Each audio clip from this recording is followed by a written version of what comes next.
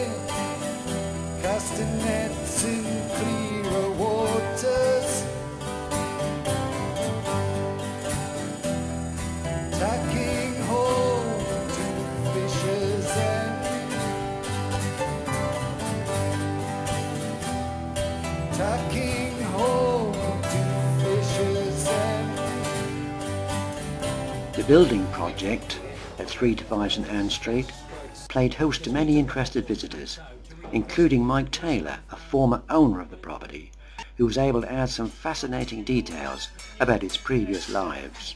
When you took this space over, was the plaster on the walls, or was it black, or was there anything? Oh, yeah, black. It was all black. This is it. I put this in. You put that in? Okay. Yeah, because it went So straight it up. went right up? The trustees have also brought their special skills and interest to the project, whether through finance, fundraising and material sourcing, or helping in any way they can to bring it to a successful conclusion. Professor Hassel Smith of the University of East Anglia takes a keen interest in old buildings, and he brings a lively curiosity to the project.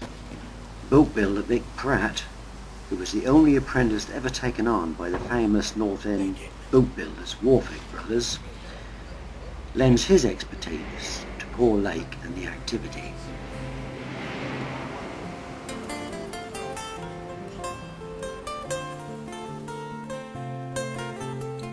George Solly is a former builder and a member of the museum's maintenance committee. He was born in cottage number 5 and takes a personal interest in its constant upkeep.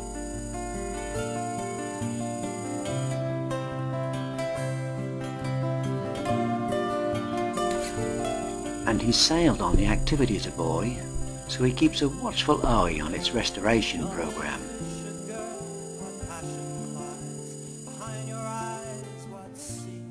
And then suddenly, one day, almost without being noticed, the work was done, and the building and the boat were complete.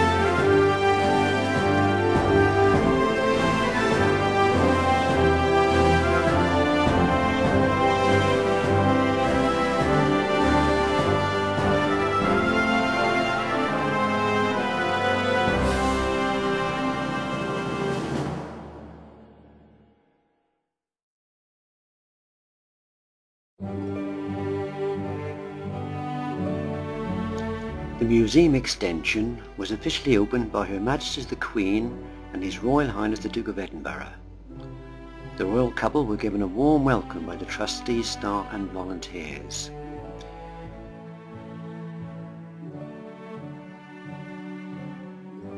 They were escorted around the complex by Chairman of the Trust, Dr. Richards, and his Vice Chairman, Bill Irwin.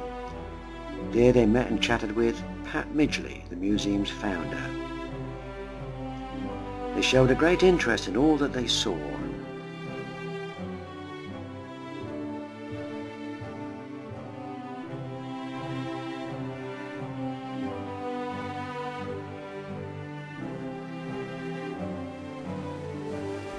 Before leaving, they unveiled a plaque commemorating their visit and signed the visitors book.